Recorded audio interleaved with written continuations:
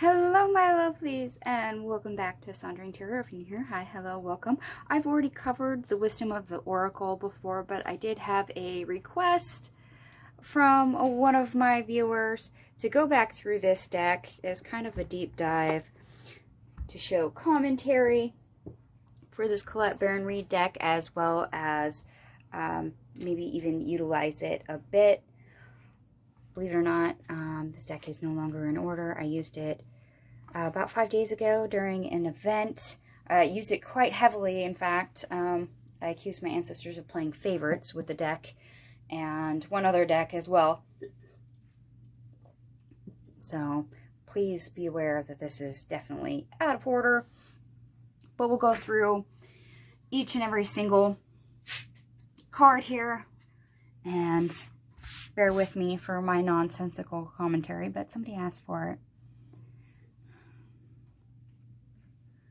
So let's see if I can get this without any glare, because it is glossy. It says, you are here. Little girl sitting on top of an egg. Doorway open. Past and future. Here and now. Yes, definitely being present, being where you currently are, and the opportunities, the potential, sitting on the potential of the current moment. This is one of those cards that I really don't need to look too much into the guidebook on. How it's depicted makes perfect sense to me the way it is.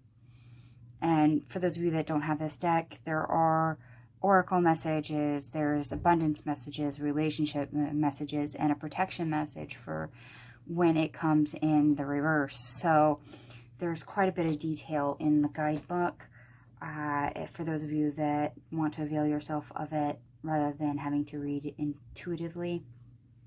Cleaning it up, I always thought it was amusing that they used a deer on this one. Deer holding a duster,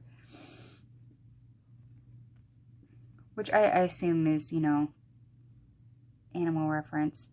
And you may not be able to see it very well, but there is a little bit of a clock in the banner up at the top. This is one of those cards that I would probably be more inclined to read intuitively. Cleaning it up is a fairly basic phrase. I get it when, upright reverse, cleaning it up or not cleaning it up. But sometimes, depending on what else is in the spread, will determine whether or not this is relationship, the prosperity message, etc. There's enough in the guidebook that sometimes it's better to have a little bit more context. I guess you could say that's one of those that kind of annoys me a little bit. Thinker. I love that they actually put the little fairy in the thinker pose. And if you know what sculpture I'm talking about, you know it pretty well. And the fact that it's number 44 is perfect, just because of the stability that comes with the number 4. And the reference to the hangman, because usually in the traditional hangman, his legs are crossed in a way that it creates the number 4. Pondering of all things. That's a card that I traditionally don't have too much trouble with at all. Time for a nap. I mean, I love sun and moon combos all the time, but this cute little fox here, I mean, it's adorable. It really is. And because this deck does have faces hidden in it, you have one right here.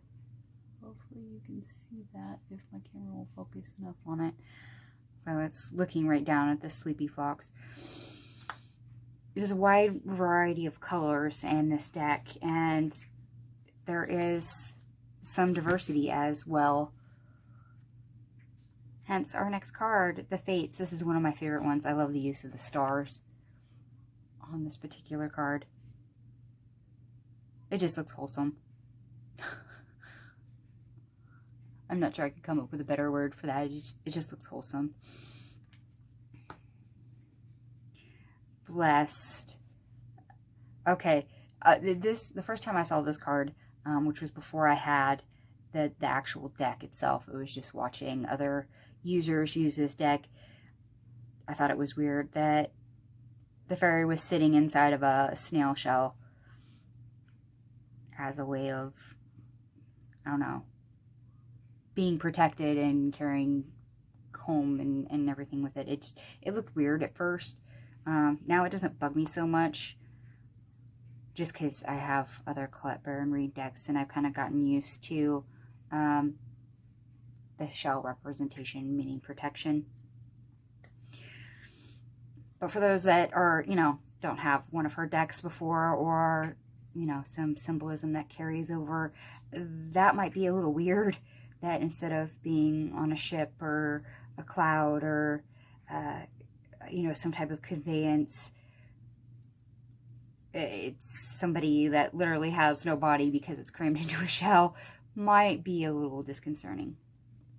Why? I actually like this for a card. This always made sense to me. You have a book with a question mark on it. You have all these question marks all around, and the book has wings. So knowledge, hidden being knowledge, being at a grasp, being able to catch it, gaining understanding.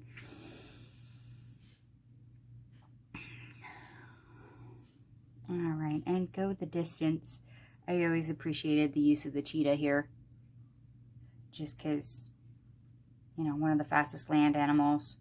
And then we have the white and black checkered flag of hitting your goal. Usage of speed and actual forward momentum is highly present in the card. Milk and honey. This is one of the more positive cards in the upright in the deck.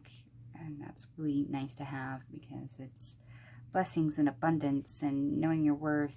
And we have our happy cherry rainbow, and believe it or not, you can see it if I can get my camera to focus.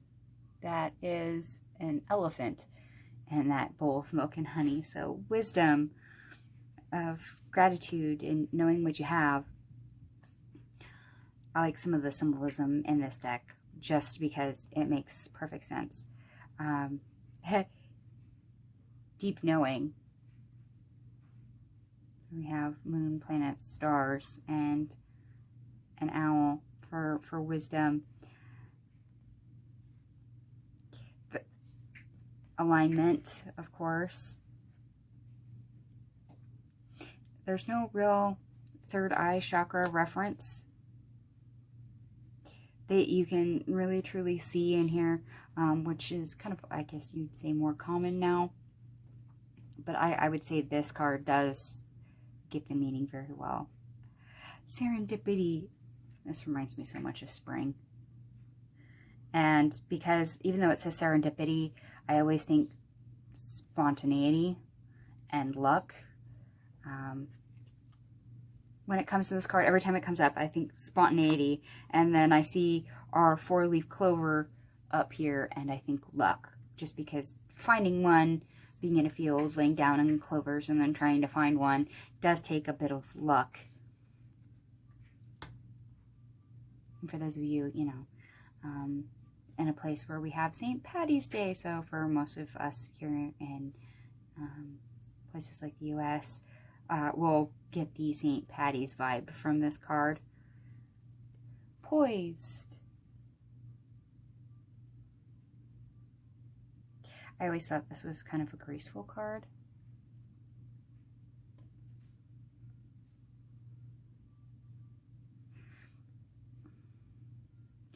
And it could have probably maybe used a bit more coloring to differentiate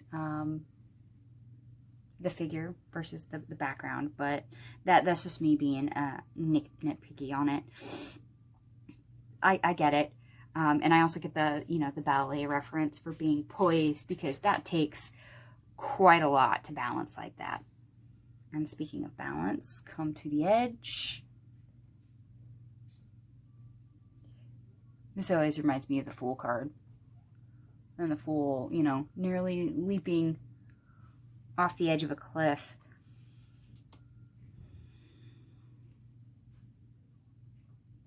Time to go. I always thought that with this card, other than the banner that goes up at the top, which has built-in clocks, you'd think that there would be a clock somewhere in this particular card, that it would be worked in, and it's not. It's just in the banner across the top. Very much Eight of Cups feel. I kind of wish that, yeah, there was an additional clock, something that would orchestrate the time into it more. Me just being nitpicky. Co-create.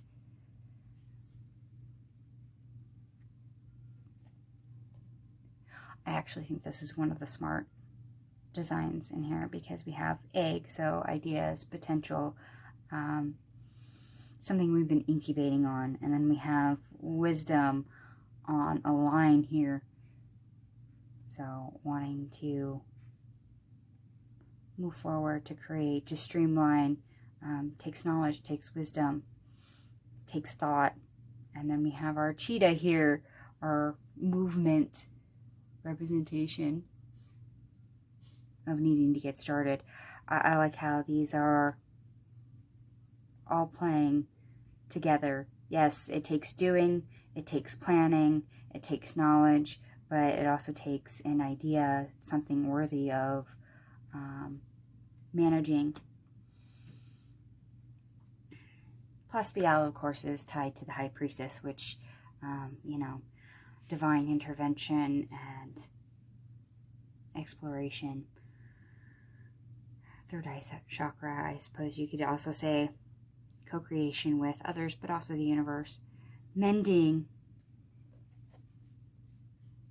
I have another deck that does have a repair card, and there is a sewing reference in it. So the fact that there's one here, they're actually sewing the banners that you see across the top of the other cards. Makes perfect sense. But they're cute, they're adorable. And yes, I'll get you a little bit closer. My camera will focus. There's, you know, the diversity. So we see some younger looking fairies that different hair colors, different skin colors, a little bit out of the norm. Peace. I confess this reminds me so much of Embolic for a card. You've got the olive branch, you got the dove, and the egg. So, peace, potential, harmony,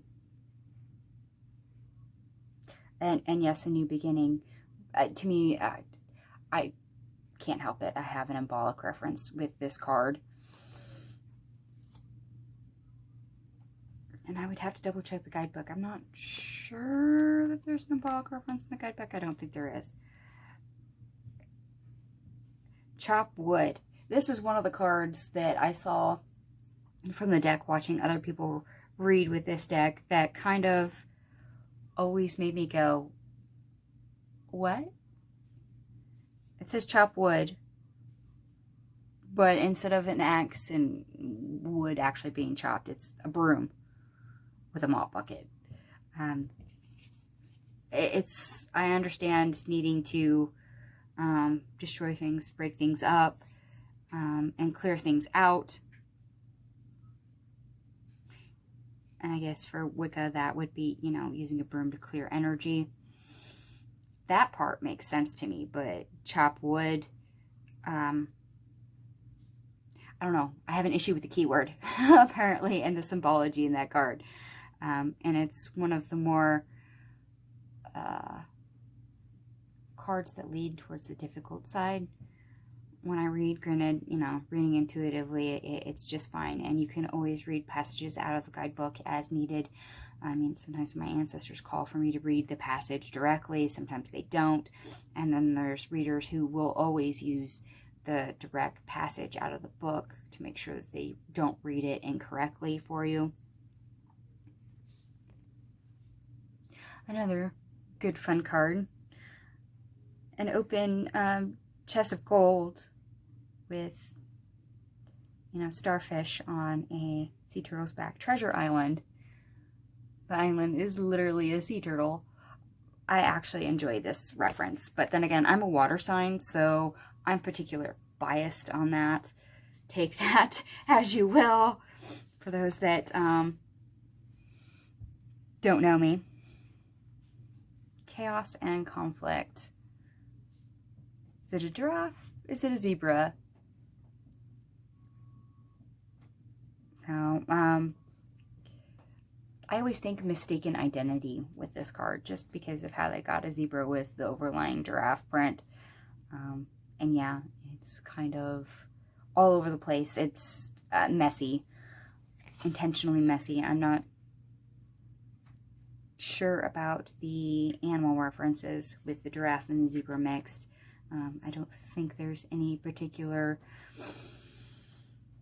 added message by, you know, choosing those two animals, but for me, the tagline on this is enough. And yeah, the imagery is very much all over the place. So yeah, something's amiss. So that makes sense to me. Let me know if it makes sense to you. For those of you that either have this deck or are interested in it, TikTok. I actually like this because they could have just put, you know, a big clock tower. I mean, they could have put Big Ben on here and used it. Instead, it's an old-fashioned wind pocket watch with a hot air balloon tied to it, fleeting, and numbers flying all over the place and hands trying to capture it. That I totally get. Time is fleeting, and you gotta use it wisely and catch it while you can. I don't think I have anything more else to say for that. Sorry for my non-eloquence today. Breathe. I actually like the lily pad and lotus references on this. This is so zen on this card. Just floating in a pool of water and getting to relax, finding center. And if I can bring you in close enough and get it to focus, there is vibrations coming out from around her head. And so, yeah, activating your mind while being grounded. I love that. Orphaned. I actually have no trouble reading this card. The pose, actually, I think dictates this. A card of loneliness, of being left out, you know, Five of Pentacles energy, all in a desperate, you know, desolate place, being desperate for company, being abandoned.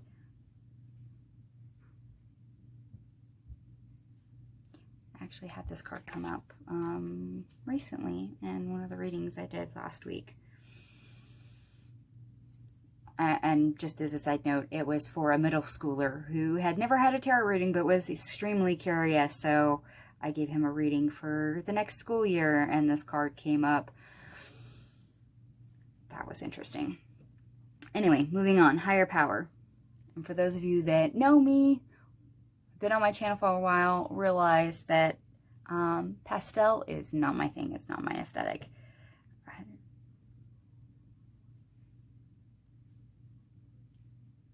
I actually like the illumination that you see right here for the figure's third eye chakra, but this is so much pastel on pastel with kind of like ethereal imagery. It's so faded that I understand they're talking divine intervention, they're talking angels, they're talking guides, they're talking spirit, you know, divine spiritual connection. But sometimes this card is a little bit difficult to see. Hopefully my camera picked up enough of it, because it is really a lot of light colors blended that that can be sometimes difficult to see depending on what you have on your table and what kind of lighting you're working in. I will warn you on that one.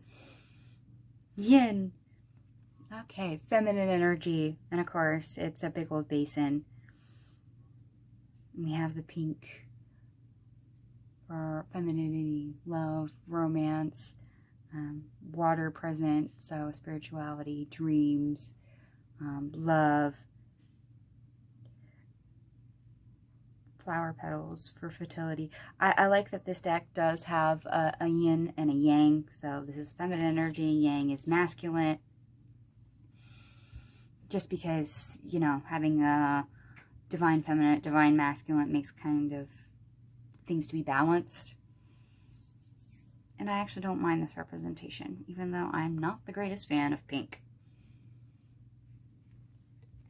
To be fair, I actually kind of think this is a wise approach with the symbology in this card. Not only because we have the scales, which, let's think, justice, scales, makes sense, right? Fairness, legalities. And then we have this, if I can get close enough, we do have a fortune cookie that says, oh, nope. And then we have an egg on the other side. So, fate, destiny, potential, and weighing them out. You have a person wearing a crown, so with an owl on top, so knowledge and wisdom between the two.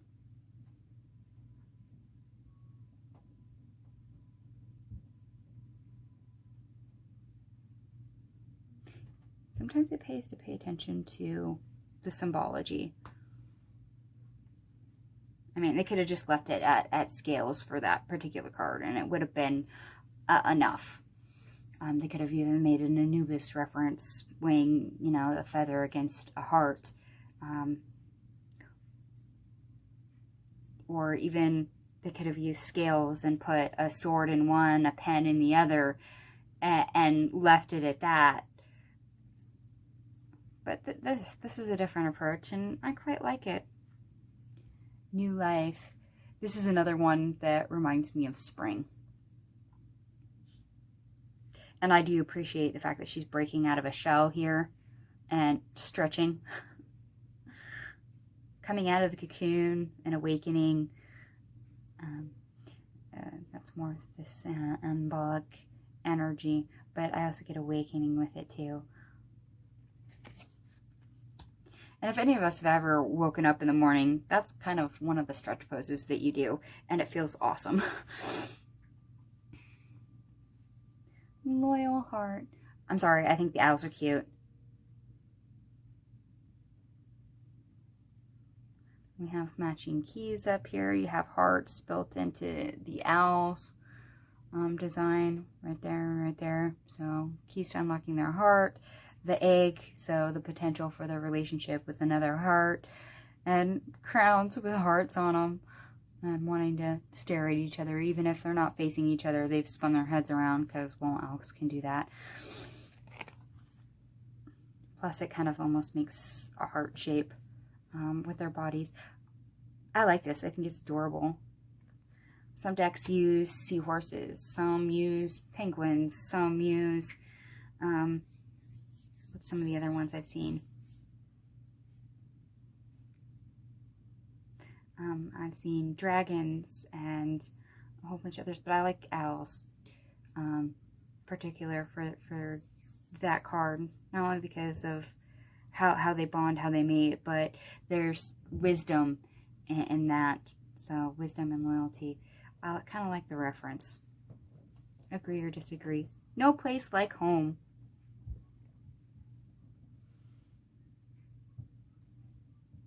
This is one of those cards that when I looked at the artwork at first, I was all like, huh, that's weird. A home hanging up. But the more I looked at it, the more I understand is that the light coming from the house is kind of like a beacon.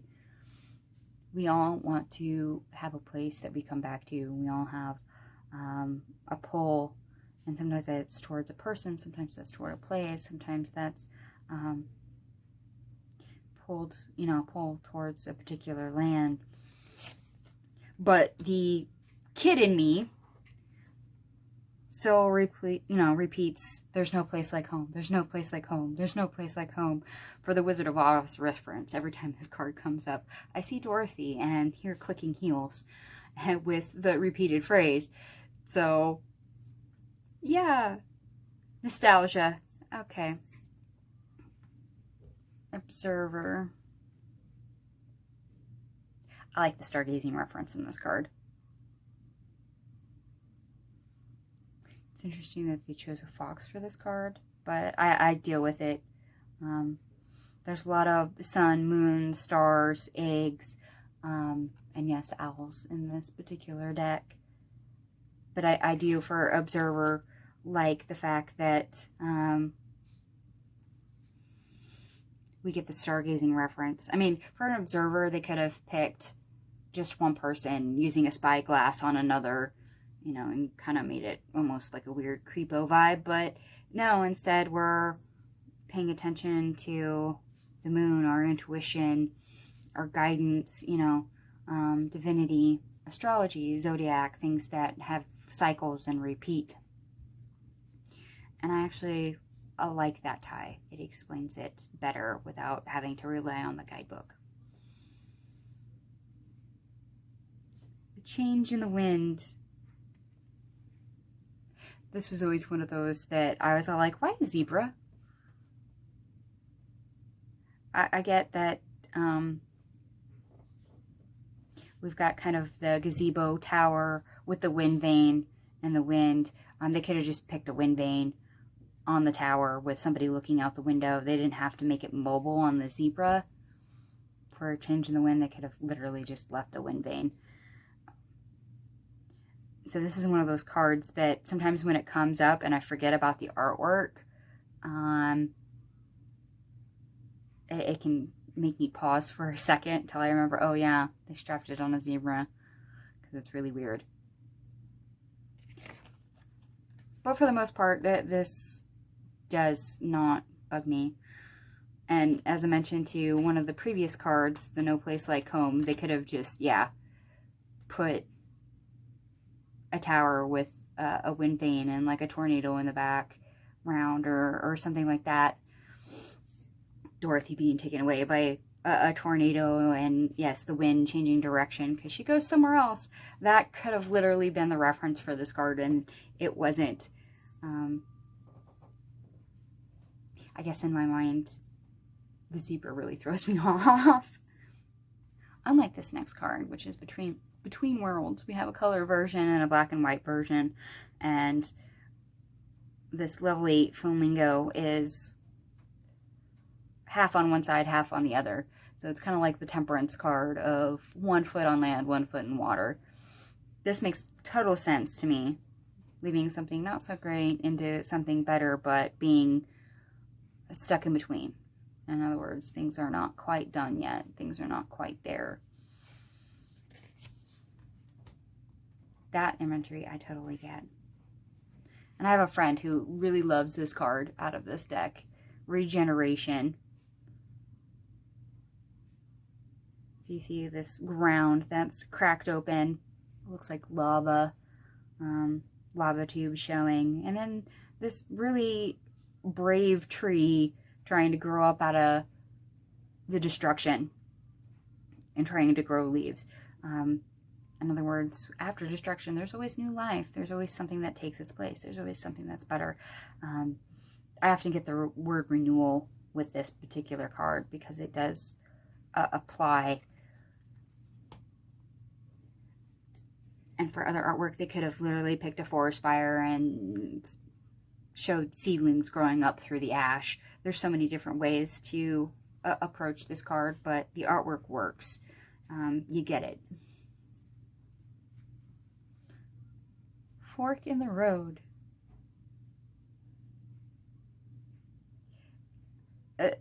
This card is very easy to read.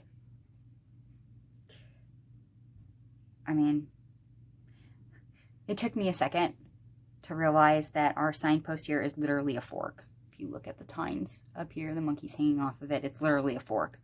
And then they put signs on it. Fork in the road. So, ha ha ha. Fun, fun, funny fun, pun. The animals in it don't distract me or bug me on this one. This very much reached true with the caption. I have no issues with it. About the only thing that made me pause for a second, besides realizing that the fork in the road was literally a fork, the first time I saw this card, was the fact that this llama has horns. I was like, wait a minute. What animal is that? Oh, it's a llama. Wait, llamas don't have horns.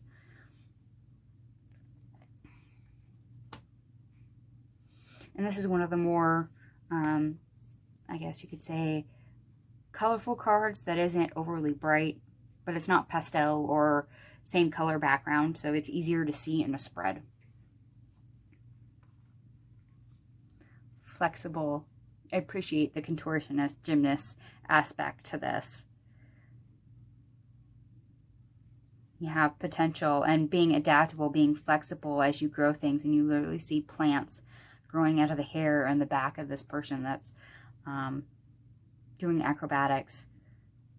So whatever you're trying to grow, whatever you're trying to do, whatever your goal is, being able to be adaptable, or in this case, as they call it, flexible, is important. I actually like the fact that that's included in this deck, just because in certain career projects, spreads that I can do when this card comes up, that is a great reminder, because there's always more than one way to do things, and sometimes you need a redirection. And speaking of redirection, round and round, I love the use of the spiral here. And remember I said there was hidden faces in this deck? The fact that they started in this face's third eye is fantastic, because if we think about things from an unbiased, clear point of view, we will see cycles, we'll see patterns, we'll see things that maybe we didn't see before but are important and can help us navigate. So yes, I do like the actual spiral in this one.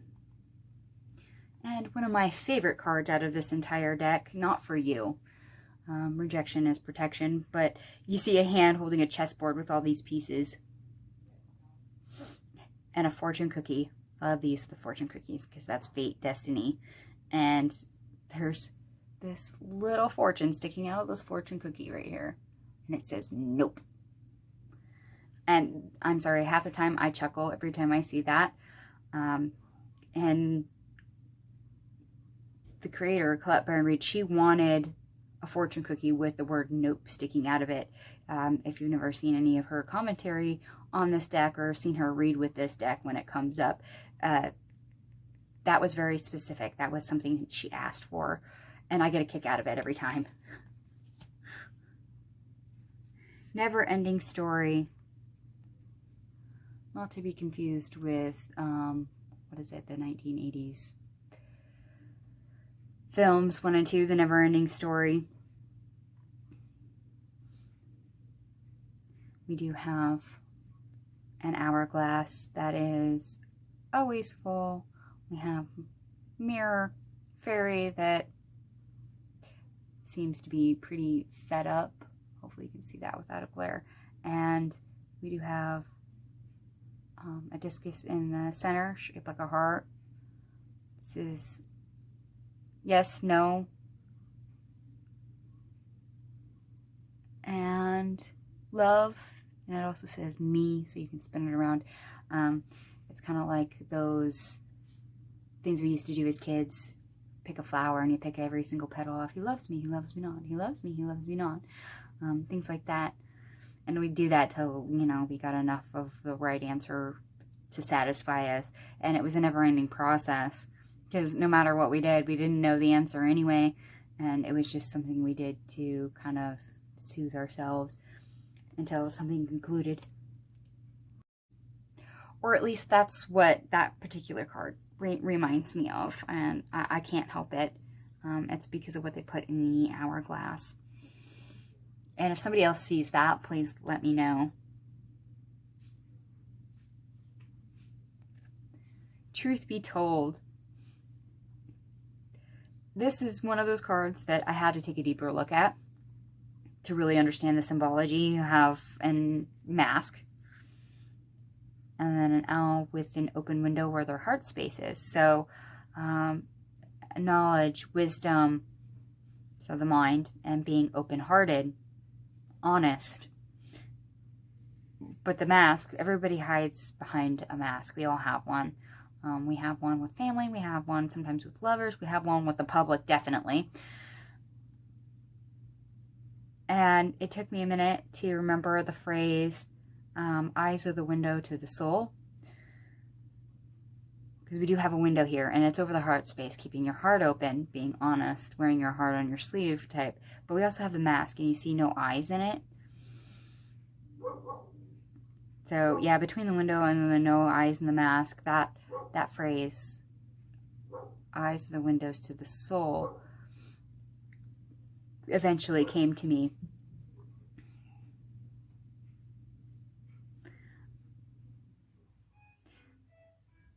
I mean, I know a lot of us automatically think love, hence the petals that are heart-shaped all the way around, but being authentic, being true with others, with yourself, just being authentic is very much associated with this particular card.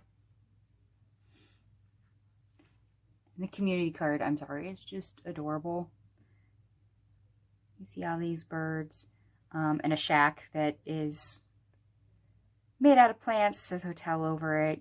You see baggage and a mama giraffe walking home its baby. Birds of a feather flock together, hence why you see a bird here, and then two flying in the background. Like attracts like, which is exactly the meaning of the community card. Unfinished Symphony. I actually really like this card out of the deck. I like the musical reference. I'm sorry. Call me nerdy on that one. So potential for unfinished things with that egg there in the center. Singing your own song. And potentially, you know, speaking your own truth at the same time, because we have all the music notes. There's a lot that you can go on with that card in a reading. Imagine there's actually a string tied off this moon where this disembodied figure is pulling up out of, it looks like clouds, but at the very bottom it also looks like water. So I get the air reference, I get the water reference, air for ideas or your imagination, and then the water reference for feelings, your dreams, imagine your dreams, etc. I kind of like this for a card. I mean, it's a lot of the same colors, but I kind of like it as a concept of a card. However, me having watched Disney, Pixar, DreamWorks, I kind of get a little bit of the DreamWorks logo because it's usually a figure on top of the moon. A lot of the times they're fishing. So this line off the moon pulling somebody up kind of reminds me of DreamWorks. Excuse my references, but there you have it. And next we have the Happy Happy card. This reminds me of the Fates card. It's one of the brighter, more cheery and colorful cards in the deck. This card is so joyous, and I love the fact that they used a lot of the different chakra colors throughout the card, because that just means things are in alignment, they're going well, and because there's, yes, a lot of yellow, but there's a lot of everything else. It's just positive vibes. Just totally positive vibes, and I love it.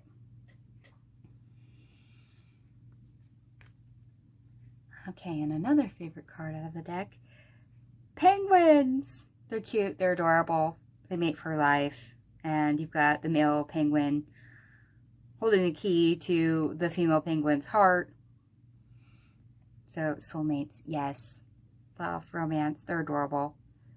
And for anyone who's ever seen Happy Feet, you'll be highly amused by this particular soulmate card. Building blocks. This is another one of my favorites out of this deck. Because it is something built out of blocks. And you even see her dress right here is kind of like blocks. And for those of you that are old enough that played Tetris growing up, you'll get a little bit of a Tetris reference off this particular card. Or for those that are a little bit older, Legos. Only these ones you don't have to step on, so yeah, building things, co-creation, planning.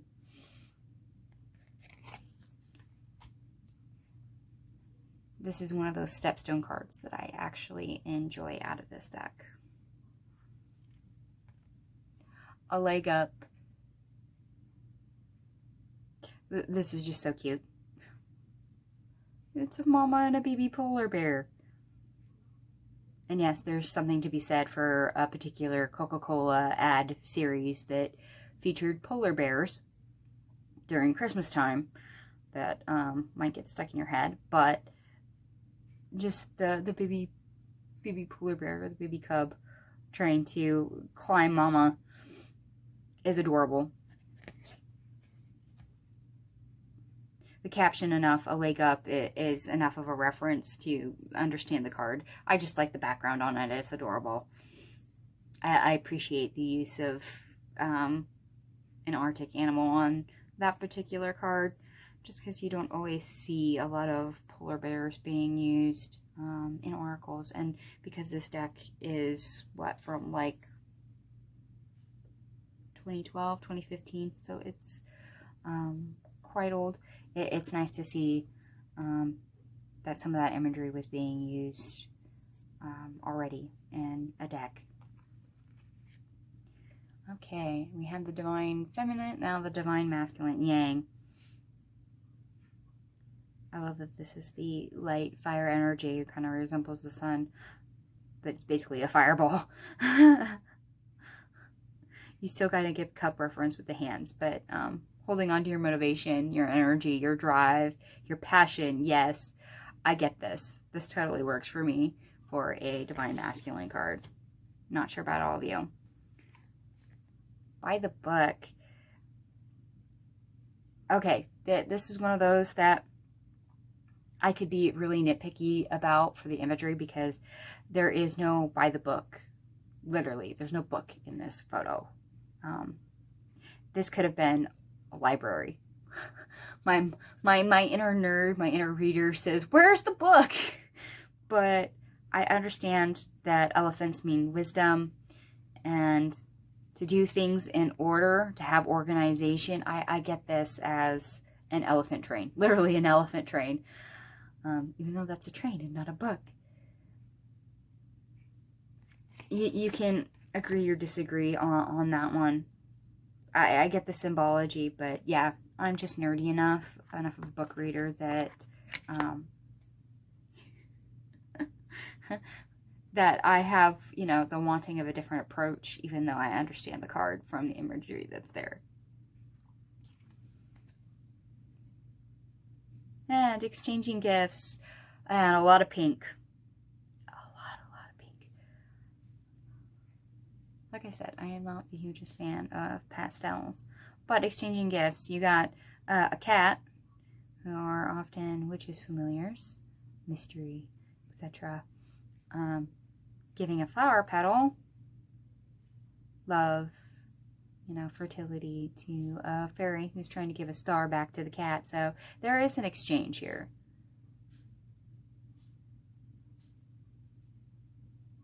And I get this, especially considering, you know, there's a big present box. There's so many different ways they could have done this card, but I appreciate it for what it is. I just wish there was a less pink. but that's just my aesthetic kicking in. To the Sea. And for those of us that ever had an awesome childhood or had a fun science teacher, all of us has probably made a paper boat at some point. So the fact that we have a looking glass and we have a weather vane showing direction, lost at sea in a paper boat, I get this. I totally get this.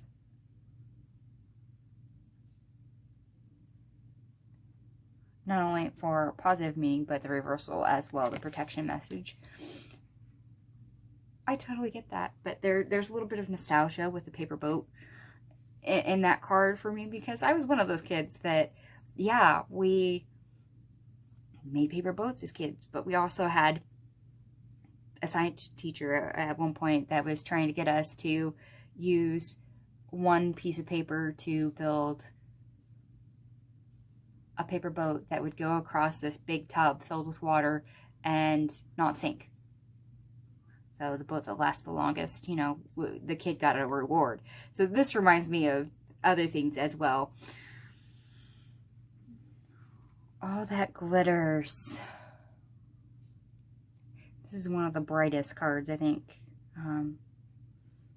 in the deck. You have a face hidden there and the gold streaming light off this pile of gold, and you have gilded masks.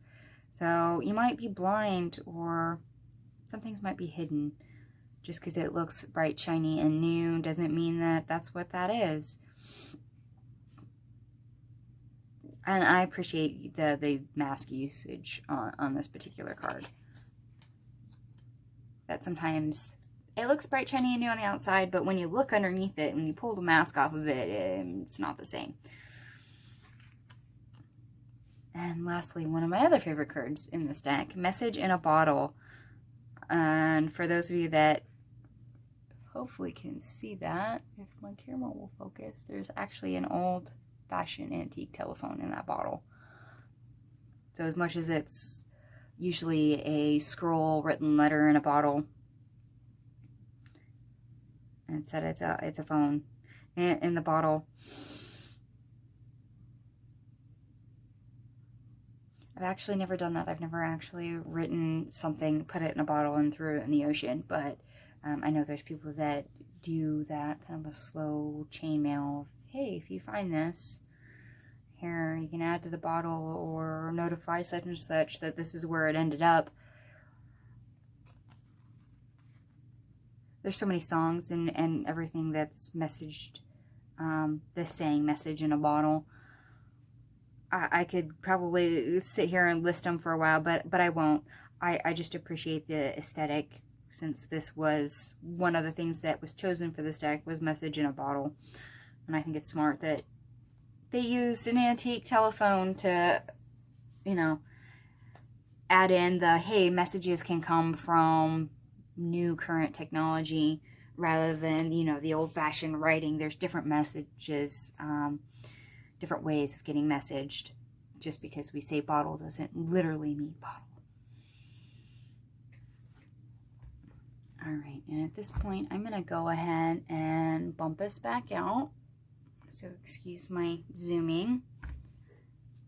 And right quick, we're going to hopefully get a message for whoever's watching.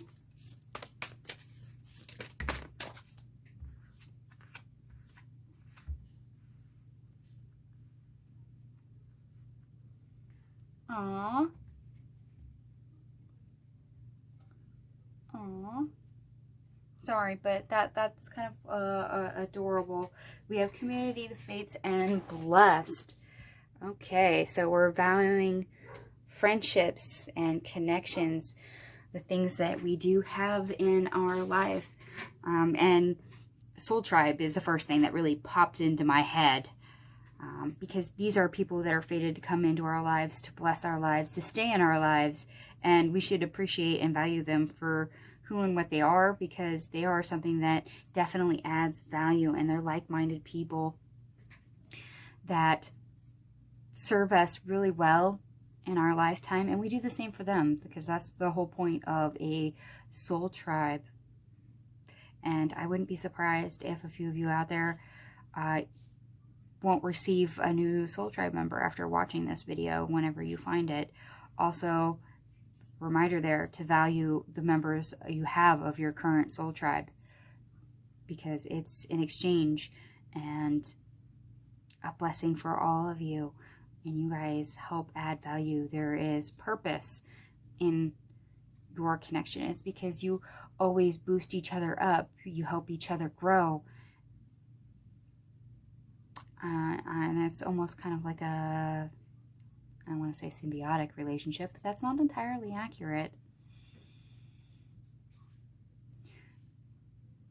And there's something to be said about soul tribe, because even though that they are not blood related, they're like-minded people that are your tribe. They are your community. They are the people in your inner circle, your inner sanctum, that add value. And those are chosen people, not only, you know, divinely, but they're people that you choose and they choose you back. So please take care of that relationship and recognize it as the blessing that it is. That way you don't lose that connection. I like that. I like it a lot. All right, they are now drawing me towards our numbers here on our cards, which does add up to 47, which ultimately reduces to 11, the master number of service. Yes, that is kind of why I was getting that symbiotic relationship, that word, apparently, because it's the you scratch my back, I scratch yours. It's equal give and take. You're being of service to someone, and in return they're being of service to you. You help each other grow. It's a relationship of divine purpose, divine growth.